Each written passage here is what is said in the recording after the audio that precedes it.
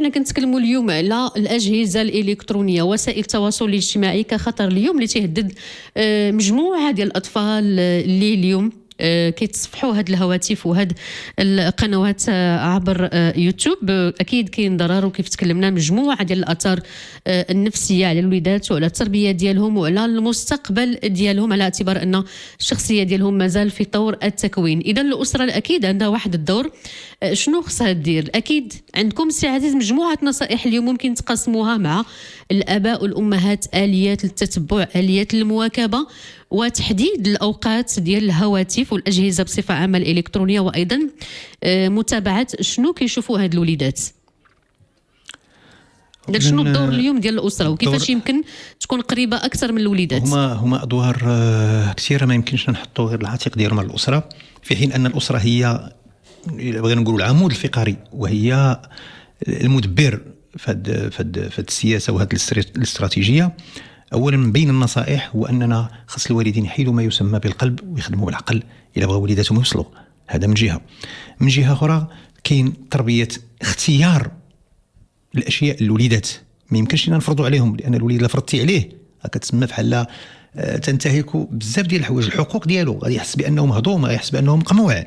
اذا اختيار المناسب والملائم فيظل انك تعطيه يختار ما بين اثنين، ما تفرضش عليه حاجه، تعطيه جوج الحوايج. اختيار المعقلا يكون معقلا على اساس كتكون فيه نوع من السياسه الابويه لهذوك الوليدات الصغار، لانهم في مراحل النمو باش ما يتاثروش نفسيا جسديا ويمشيوا بعيد.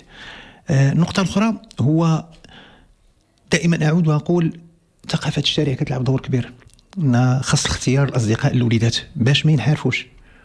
انها كتشوفي وليد قرا وليد ما قراش، كيبقى داك الحقد الدفين اللي كي يتفرغ لواحد الكبت نفسي اللي كيأثر على الوليدات.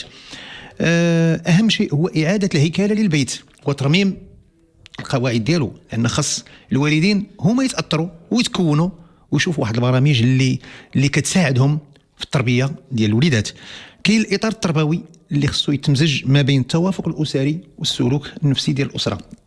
المدرسه يبداو يعيطوا على الوالدين كما عهدنا سابقا باش يحاولوا يناقشوا معهم هذا الوليد كي داير النفسيه ديالو. ثالثا هو انه ماشي من العيب لان كثره الضغط كتولد الانفجار. ماشي من العيب اننا ندير واحد زياره للاطباء اللي هما نفسانيين. علاش؟ ماشي نمشي عند طبيب نفساني راه مريض ولا لا، باش الانسان يحاول يفرغ ويدير واحد التاطير، واحد لونكادرومون ديال واحد الكوتش اللي يحاول كيساعد وتمرير. بعض المرات كتلقى الوليدات ما كيبغيوش يتصنتوا لوالديهم، ولكن كيتصنتوا عند طرف اخر، كتمرر ليه لو ميساج من عند ناس اخرين، يا اما الاستاذ يا اما صديق العائله يا اما غير كيكون محط ثقه.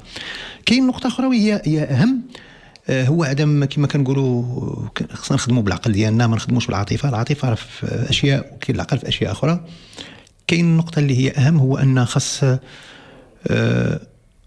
تكوين لجان ديال الجمعيات لاننا ولينا كنشوفوا جمعيات غير زايده في عده مجالات غير مهمه. ربما ما نقولوش غير زايده، ولكن الشأن التربوي ما بقاش يعني حاضر بقوه. جمعيه تربويه اللي غادي تحاول تخلق واحد المتنفس، واحد الفضاء للوليدات بعيدا عن التكنولوجيا. علاش؟ لان كل لقينا واحد الفضاءات كبار وكنمشيو ليهم وبحال بكريها السيراك بزاف الحوايج ما يمكنش نذكرهم كاملين. دابا ولينا كنفرغوا داك الكبت ديالنا في التليفون. خاصنا التليفون نبقاو حتى الانشطه الموازيه ربما ما بقاتش، ديال الجمعيات ديال دور الشباب ديال بزاف الحوايج مشات، الرياضه بزاف الاشياء مشاو ما بقاوش.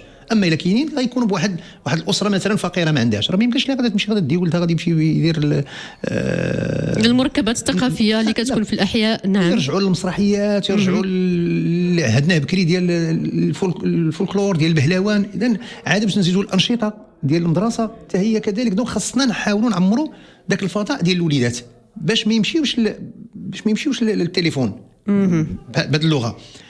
زائد الاهم هو ان خص نعهد او نعمد الى تقنين من طرف السلطه الوصيه على هاد الوليدات، لان وليداتنا كما عندهم وليدات عندنا وليداتنا، ونحاولوا ماشي نخنقوا عليهم لا، ولكن نحدوا لهم البرامج اللي غادي يشوفوهم، لان كاين شي برامج اللي زائده ولا اساس لها من الصحه في التربيه، بالعكس كتساعد في الانحلال الاسري والتفكك الاسري بالدرجه الاولى.